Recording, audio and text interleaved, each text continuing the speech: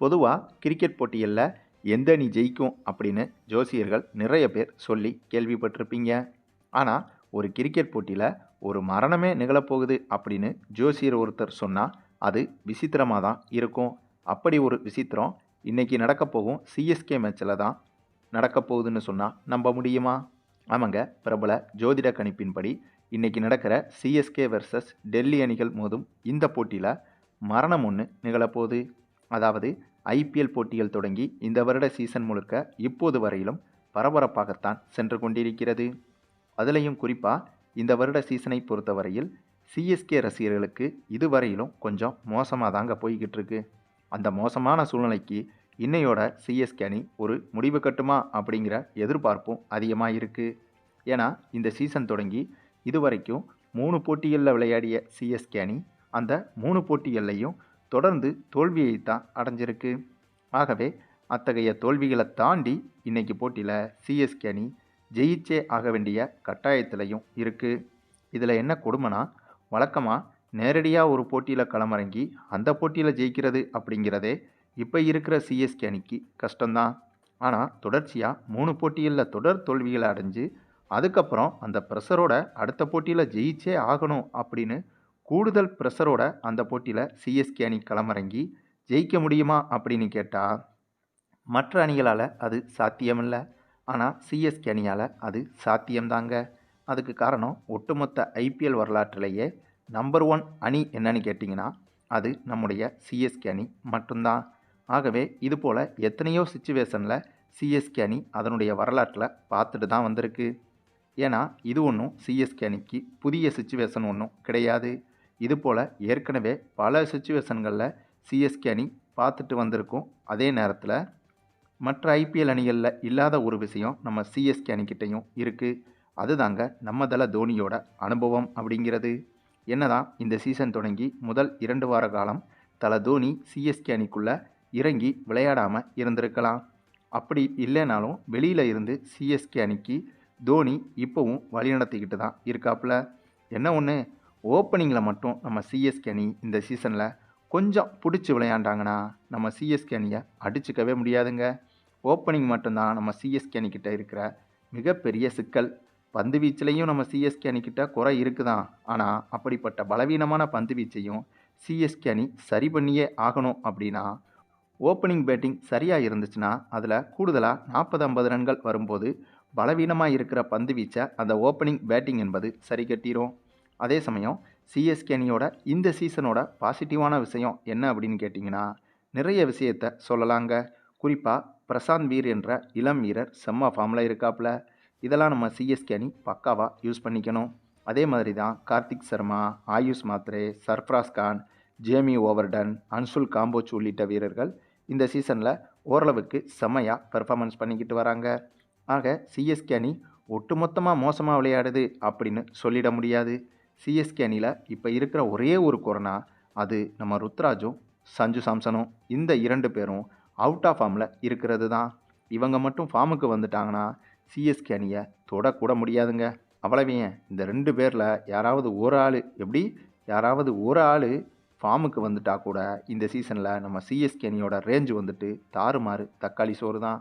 அது மட்டும் இல்லாமல் இனிமே நம்ம சிஎஸ்கே அணி இன்றைக்கி நடக்க போகிற போட்டியில் இருந்தே கண்டிப்பாக சிஎஸ்கே அணியோட அணுகுமுறை என்பது வேறு லெவலில் இருக்க போதுங்க. அதுலேயும் குறிப்பாக இன்றைக்கி போட்டியில் டிவால்டு பிரேவிஸு சிஎஸ்கே அணிக்காக களமிறங்க போகிறாரு. இவரை பற்றி கேட்கவே வேணாம். இவர் சும்மாவே காட்டுன்னு காட்டுவாப்பில். இதில் சிஎஸ்கே அணி இவருக்கு ஃப்ரீ ஹேண்டும் கொடுத்துட்டாங்க. அதனால் இன்றைக்கி போட்டியில் இவரோட ஆட்டத்தை பார்க்கும்போதே சிஎஸ்கே அணியோட தலையெழுத்தை ஓரளவுக்கு கணிச்சிடலாம். ஏன்னா ஏற்கனவே ருத்ராஜும் சஞ்சு சாம்சனும் ஃபார்ம்லேயே இல்லை. அந்த நேரத்தில் குறைஞ்சபட்சம் இந்த பிரேவிஸாவது கண்டிப்பாக அதிரடியில் பட்டையை கிளப்பணும். அப்படி இவர் மட்டும் அதிரடி சூறாவளியாக மாறிட்டார் அப்படின்னா கண்டிப்பாக ருத்ராஜும் சஞ்சு சாம்சனும் கொஞ்சம் சொதப்பினா கூட அது சிஎஸ்கே அணிக்கு அந்தளவுக்கு பெரிய பாதிப்பை ஏற்படுத்தாது.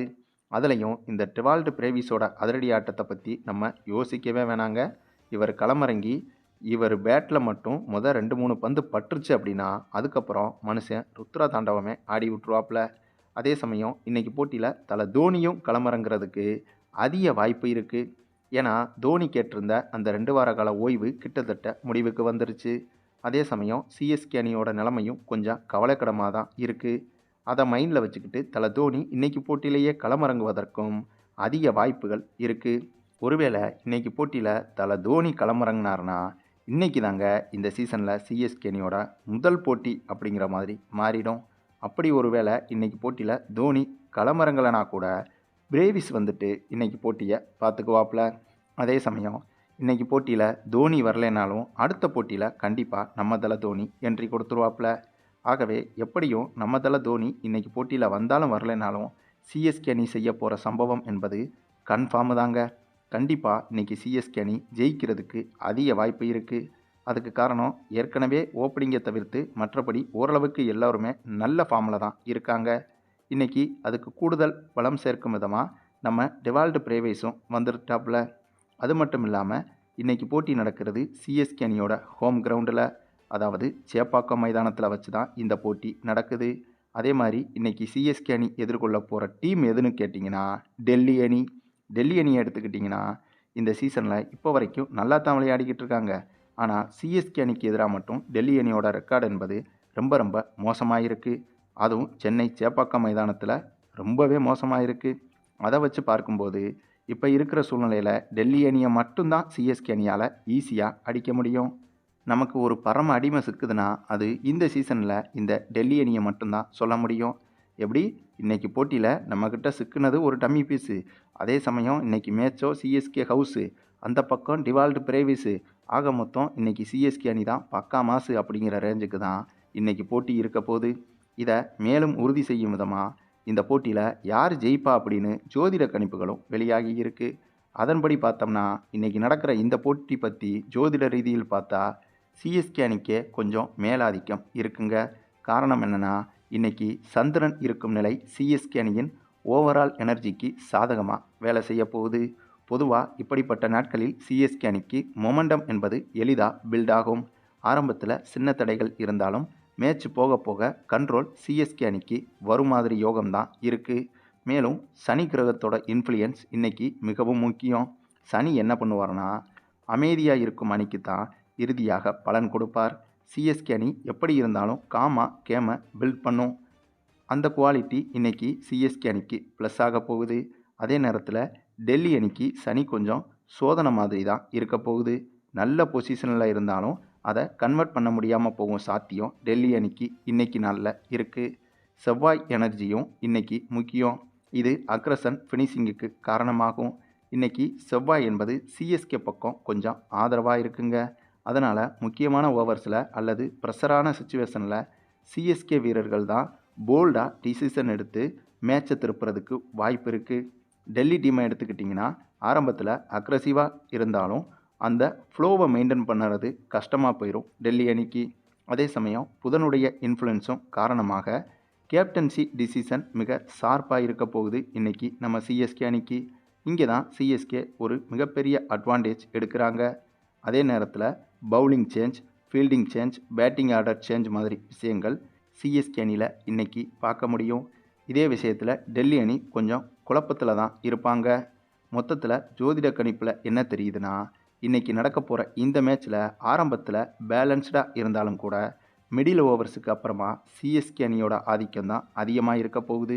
குறிப்பாக இறுதி ஓவர்களில் சிஎஸ்கே அணி தான் இன்றைக்கி போட்டியில் கடைசி வரை கொண்டு போய் வெற்றி பெறப்போகுது அப்படிங்கிறது தான் ஜோதிட கணிப்புகளும் சொல்லுகிறது. ஸோ ஜோதிட கணிப்புகளும் சிஎஸ்கே அணிக்கு சாதகமாக தான் இன்றைக்கி சொல்லியிருக்கு. அதே சமயம் இன்றைக்கி போட்டியில் மரணம் ஒன்று நிகழப்போகுதுன்னு சொன்ன அந்த ஒரு விஷயம் என்பது எந்த ஒரு உயிரையும் குறிப்பிடலைங்க. ஆனால் இன்றைக்கி போட்டியில் ஒரு டீமுக்கு தான் இந்த சீசனோட மரணம் என்பது ஏற்பட போகுது. அதற்கு காரணம் இன்றைக்கி சிஎஸ்கே அணியும் டெல்லி அணியும் மோதுகிற போட்டியை எடுத்துக்கிட்டிங்கன்னா இந்த போட்டியில் தோக்குற அணி கிட்டத்தட்ட இந்த சீசனில் உறுதியாக பிளே ஆஃபுக்குள்ளே போக முடியாது அப்படிங்கிற ஒரு விஷயமும் இன்றைக்கி ஜோதிட கணிப்புகளில் பெரும்பாலும் பேசப்படுது. இந்தியா முழுக்க பெரும்பாலான ஜோதிடர்கள் வெளியிட்ட இந்த மேட்சோட கருத்து கணிப்புகளின்படி இன்றைக்கி மேட்ச்சில் டெல்லியும் சிஎஸ்கே அணியும் மோதுகிற மேட்ச்சில் எந்த அணி தோக்குதோ அந்த அணி இந்த சீசனில் பிளே ஆஃபுக்குள்ளே போக முடியாது அப்படிங்கிற ஒரு விஷயம் கிட்டத்தட்ட பெரும்பாலான ஜோசியர்கள்ட்ட இருந்து ஒரே மாதிரியாக சொல்லப்பட்ட விஷயமாகவும் இருக்குது. ஆக இந்த போட்டியில் தோக்குற அணிக்கு இந்த சீசனோட மரணம் என்பது நிகழப்போகுது அப்படின்னு கூட புரிஞ்சுக்கலாம். ஆனால் ஜோதிட கணிப்புகளை எல்லாம் தாண்டி ஒரு அணியின் திறமையின் அடிப்படையில் தான் அந்த அணியோட வெற்றி தோல்வி நிர்ணயிக்கப்படும் என்பதுதான் உண்மையான விஷயமாக இருக்கும். சரி, நீங்கள் சொல்லுங்கள், இன்னைக்கு நடக்க போகிற இந்த போட்டியில் சிஎஸ்கே அணி ஜெயிக்கிறதுக்கு வாய்ப்புகள் என்பது எப்படி இருக்குது அப்படிங்கிறத பற்றி நீங்கள் என்ன நினைக்கிறீங்கன்னு உங்களுடைய கருத்துக்களையும் கமெண்டில் தெரிவிங்க. மேலும் இந்த வீடியோ பிடிச்சிருந்தா லைக் பண்ணுங்கள், மற்ற அனைவருக்கும் ஷேர் பண்ணுங்கள், மறக்காமல் நம்ம சேனலை சப்ஸ்கிரைப் பண்ணுங்கள்.